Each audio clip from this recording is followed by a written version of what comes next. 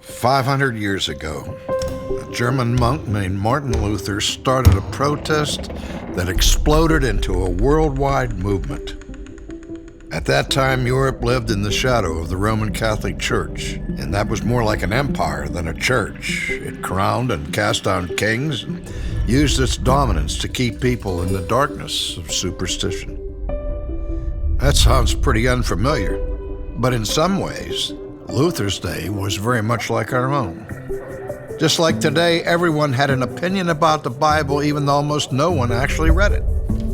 Like so many of us, they were trusting the thought leaders and tastemakers of their own day to tell them what was in the Bible and whether or not to believe it.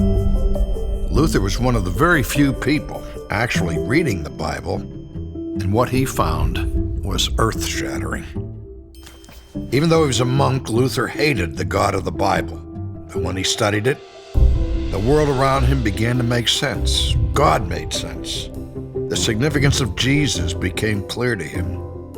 He discovered the answer to his deepest questions.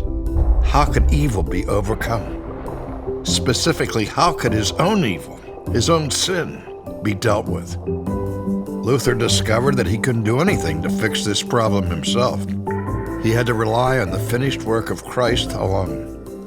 Luther had discovered a central truth.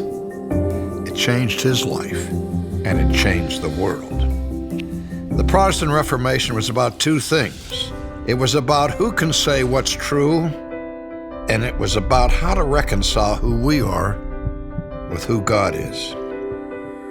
It recognized that God's word is the ultimate authority in this world, and that the perfect life and sacrificial death of Jesus Christ are the only answer for evil and the only basis on which sinners can stand before a holy God.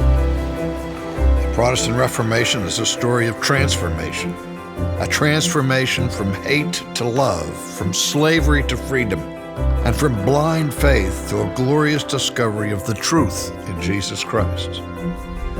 Ligonier Ministries exists to cultivate this transformation in a new generation. In a day when few are reading the Bible and when confusion reigns in the church, we want to help Christians know what they believe and why they believe it, how to live it, and how to share it. Join us.